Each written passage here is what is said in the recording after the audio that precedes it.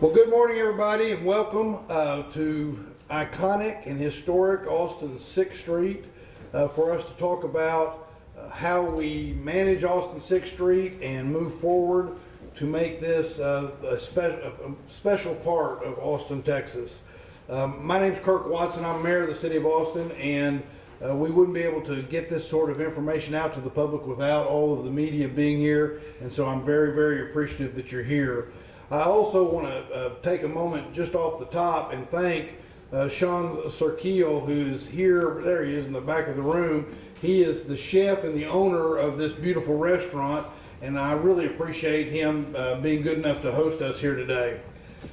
We decided that since we were going to be talking about 6th Street and what's possible on 6th Street, we should do it right here in this beautifully renovated building that's in the heart of 6th Street. For years, I have been very interested in how we go about making sure our downtown is a special place. In fact, I used to refer to downtown as the living room of the entire community. I still feel that way. And Austin 6th Street is particularly this stretch of 6th Street, where we're standing here now, holds great meaning not only for Austinites, but for people all over the world. If you continue with the idea that downtown is the living room of the entire community, this is that corner of the living room where everyone gathers and we listen to people, we sing together, where it's a special part of our living room. Many of us know this as the birthplace of many legendary musical careers, and at times it's been the cultural heartbeat of our city. I'm old enough to remember the first time I ever heard Nancy Griffith, who many of you know went on to have an international career, and the first time I heard her was at a little bar, I think it was called Snavely's. It wasn't much bigger than what we're in right now, but here on 6th Street. So it's launched a lot of careers. Well, the truth is that our downtown, Austin's living room for the entire community, needs a little bit of renovation. And this is one element of that. Just like any room, just like any street, any district, or any neighborhood, without careful attention and investment, will begin to lose its luster, even one that is as famous and storied as this one. What you see outside today and the changes you've seen over the past month of how we approach safety here are part of a larger effort to re-energize, renew, and really renovate 6th Street. We want to create a district that's not just connected, but integrated with the rest of our downtown. And that is not how 6th Street feels today. We want to burnish 6th Street's reputation as a lively entertainment district where music legends are born, but we also want a district that isn't a ghost town Monday through Thursday. 6th Street should be a place that is vibrant at all hours, that has ample walking space and restaurants, bars, and retail that appeal to a wide range of people. Most of all, 6th Street must be safe. Safe for pedestrians, safe for revelers, safe for everyone. That's why we're moving forward with these changes, to move pedestrians out of the streets and onto expanded, safer sidewalks. Austin Police Chief Lisa Davis is going to talk through the details of current changes and how we'll be monitoring success. We've been engaging and collaborating with property owners and business owners, and that's going to continue. Our plans are going to be influenced by how the changes are going and whether they yield the benefits that we believe they will. We also have Anna Martin from the city's Transportation and Public Works Department, who will show us graphics and pictures of traffic changes and safety equipment that we're going to be using. And importantly, we're also going to hear from the Downtown Austin Alliance. Cheryl Scully, who represents the Downtown Austin Alliance, will share their perspectives as well. So with that, I want to invite our Chief of Police, Chief Davis, to the podium. Thank you, Mayor. Appreciate that.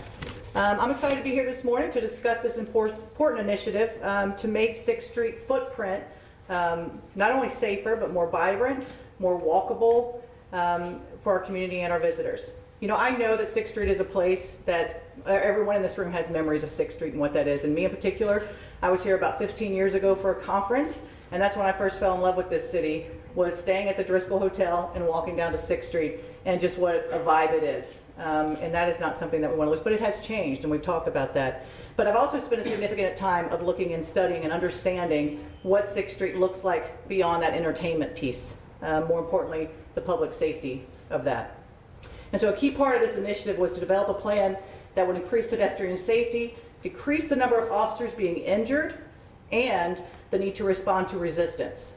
And then making the experience for those visiting, those who live here, who come down to 6th Street, more enjoyable. And as we started putting this plan together and talking to these business owners, it became clear, as a police agency, what we needed to do to make it safer. And so how do we impact public safety? What's this look like? So we spoke to business owners, community members in the area to discuss the plan and get their feedback. We also worked closely with other city departments, as you can see from here, to identify what we needed to develop a plan that would be safe for vehicular traffic and pedestrians. And then we did a soft launch at the beginning of December by opening those parts of 6th Street on on Sundays and Thursdays with no incident. We had no incidents on that. So this brings us to where we are today. So 6th Street, opening 6th Street to that vehicular traffic on Thursdays, Fridays, and Saturdays, as well as Sunday. So as the mayor mentioned, we will assess how things are going and then to make those adjustments as needed. I'm going to see how these gaps are and what we need to do if we see any of those gaps. So if you plan on visiting 6th Street this weekend, you'll notice that we've created a wider sidewalk and we've added rubber curbs and fencing. If you're driving, make sure that you maintain a slower speed and be aware of pedestrians. Also be aware of new signage in the area as relating to parking and street closures. I will be out here this weekend, as well as I think some of my friends from EMS and others, to see how this plan is operating, and again, look for any gaps that we need to address. That's it.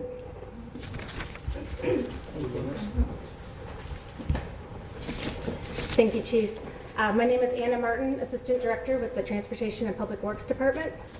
As you can see outside on 6th Street, here in front of Parkside, city staff have installed rubber curbs and white flex posts between Brazos and Red River Street to separate the widened sidewalks from the vehicular lanes and prevent traffic from crossing into the pedestrian areas.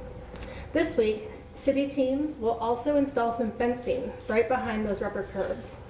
This fencing is designed to prevent pedestrians on the sidewalk from entering the street and on the sidewalk from the street and in areas between intersections. The changes we've made to the street space allow our public safety partners flexibility to ensure everyone's safety on weekend nights in this area. Importantly, the changes also allow us to connect this area of 6th Street into the network of downtown Austin. People are moving around downtown differently than they did 10 or 20 years ago. If you come downtown now at any time of the day, you will see people getting around by walking, biking, riding scooters, driving, or on the bus. We are designing streets downtown that get all of these people where they need to go safely. The widened sidewalks and added pedestrian space you see here on 6th Street help us achieve that mobility goal to make this a street that functions for our community, not just on weekend nights, but 24 hours a day, 7 days a week, and 365 days a year. Thank you. Cheryl, yeah, please. Good morning. My name's Cheryl Scully, and I am here on behalf of the Downtown Austin Alliance as a board member and chairwoman of the Public Space Experience Committee, also known as the Safety Committee. We spend a tremendous amount of time working on how we make downtown safer and cleaner for our residents and for the visitors, the thousands of visitors that come to Austin each year. So we are in support of these changes. I do want to compliment the mayor, Mayor Watson, our Chief Davis, and the transportation staff who have put together a plan that will be flexible enough to adjust as we experience and open up 6th Street again. Several of the investors in 6th Street are here today. They have done a tremendous job such as Sean here in Parkside, renovating buildings, and there's more to come. But we have work to do to make sure that downtown is clean and safe, not just outside of 6th Street, but here on 6th Street as well. So our committee focusing on safety supports what the chief has recommended. We know they're putting together a task force to interdepartmental to study the issues and make sure that from all aspects, not just from policing, but from all safety aspects, transportation as well as code enforcement, and legally what we can do to make 6th Street even better. It's historic. We know that it's important to the community, but it needs some work, and I think we all agree with that. So on behalf of the Downtown Austin Alliance, we're here to say we support what the city is doing. We wish them well, and we're glad to be a partner with the city on this project. Thank you. Thank you. With that, we'll be happy to, we've got others that can field questions, of course, including our chief of EMS and others that can answer questions. So feel free to ask us about where we're headed. Mayor, how does it make it safer for people, to mix people with traffic on 6th Street, especially in light of what happened? Well, I'm going to let the chief take on some of the technical questions and what we saw in the work. What I'll say is that one of the things, and I think it was our very first time we ever talked after she'd been hired, we talked about what we would do with regard to this, and she talked in terms at that time about wanting to work with consultants and experts in the area, and so I'll let her address that. Yeah, I guess I would ask the question back to you. In what world is it safe for pedestrian? If you've seen what we use to block off traffic, that is not safe. And so these officers that do this every weekend, if you talk to them, what they say is they put these barricades up and they get to work on what they need to do, and they pray nothing happens. So the resources are not there to put those true barricades in place. We don't have those. So those, if you're thinking of just outside now, outside 6th Street to block off for our parking here, that's what they use. And so we have to get heavier. The equipment and the infrastructure is not here to do that. So it is safer to have pedestrians on the sidewalk, a sidewalk that is wider and a sidewalk that is managed.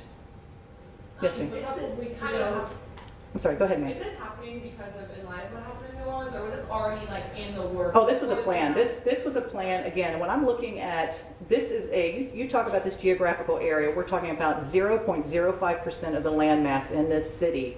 And it concentrates on 25% of our uses of force here and our officer injuries. All of those things are happening here. So you put that safety on the top of, it is just not a safe practice. And so the chaos that ensues when we're locking down these streets like this and inviting more chaos into this place, it is not tenable. It has to change. Can I add one thing? Yes, yes, sir.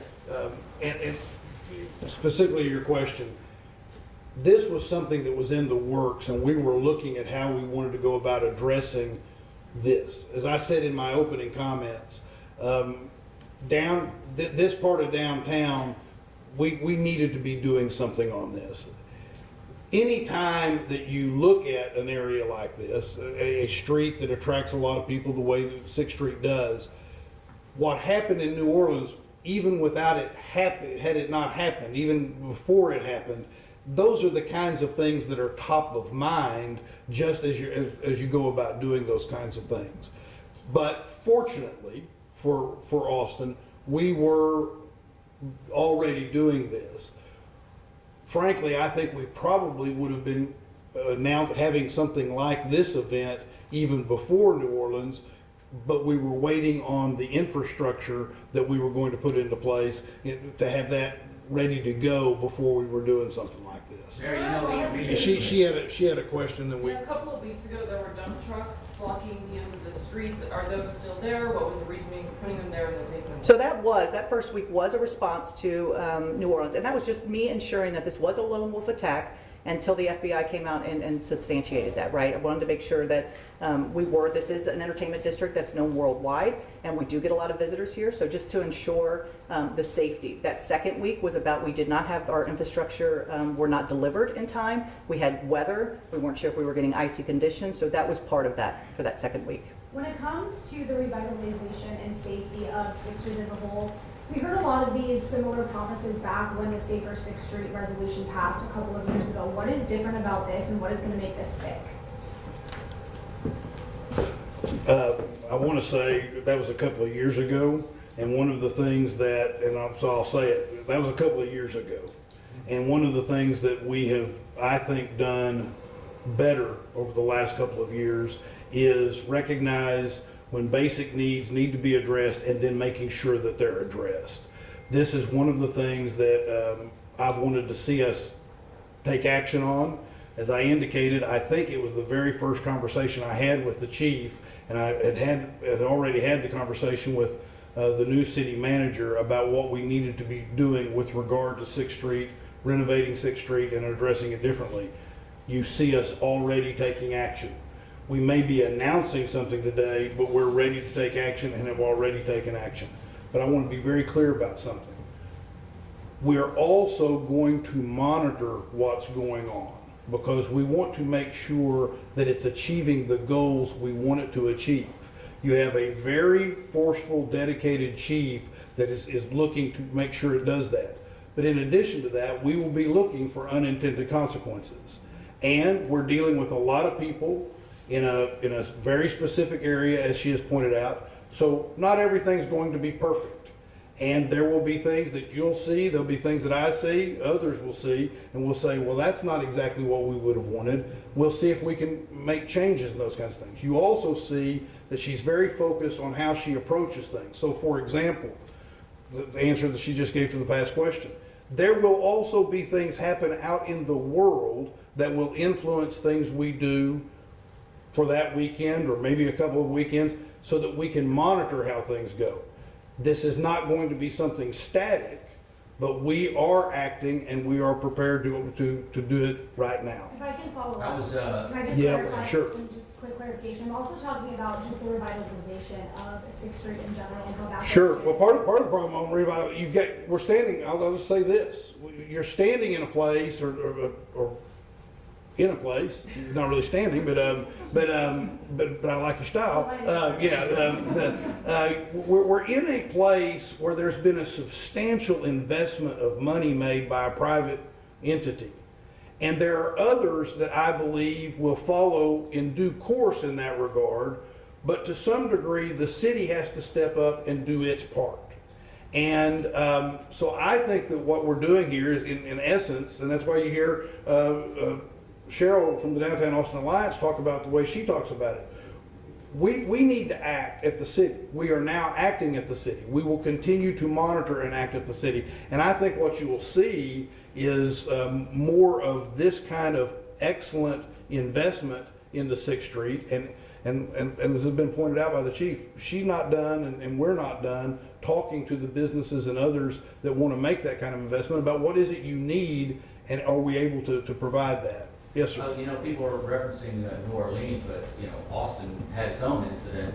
It did not go down 6th Street. I know we're talking about 6th Street today, but would this be expanded, particularly during time of South by Southwest when, the guy went down 9th Street and down Red River? Is that something that this is like, you were saying it's not static, so this you think you're going to continue and move it to other areas in the downtown Well, area? South by Southwest, that will look just like it has in years past. That we have to close down these things for South by Southwest. So that is a different thing. We're talking about a normal weekend and a Thursday through Sunday here on 6th Street. So when we have those larger events that have already taken place year after year, that will continue. And you're never going to be and I'm never going to promise that we're going to put everybody in a position where nothing bad's ever going to happen. We just don't live in a society where you can say something like that, and while it will always get the news when it happens, and I'll be asked questions about, am I able to stop all bad things from happening? That's just not realistic. What we will do, though, is exactly as you've seen the chief outline and lay out, is we are going to take actions to make things better and make things safer, and we will continue to do that, and we'll continue to monitor it. Why don't we do one more question? Yes, sir. Maybe also, chiefs, you've been talking a little bit about the streetscape, the roadways. Just in terms of like staffing, the presence down here, the resources down here, is that changing much, or is that still going to look about the same? And so when you look at the resources that we've spent down here, we're talking millions of dollars a year that we spend on this small little footprint. And so when we make these changes and we make it safer by putting people back on the sidewalks and we're managing that, we are going to be able to move resources downtown. And the mayor, he's correct. He had a very candid conversation with me in my interview process about downtown and how downtown goes, your whole city goes. That's the importance of it. And I understand and I recognize that. So the resources that we use here in this small geographical area, we have got to get control of. And those resources are resources that we can use in other parts of the city. Chief? From an EMS perspective, we do continue to expand our resources here downtown. As some of you may remember, in this past budget year, we were given some funding to increase our overall presence in the entertainment district, which includes a combination of the use of motorcycle medics, as well as additional resources that can really focus in on what's happening here on 6th Street. We do recognize that during times when the bars are open during entertainment, that there is an uptick in the number of medical emergencies here in this area. And in an effort to try to keep that from stripping those resources from elsewhere in the city, we've added additional vehicles, trucks, paramedics that are stationed downtown starting at the beginning of this month, that are focused solely on that, so that those other ambulances and other resources that are out in the community can focus on the remainder of the community.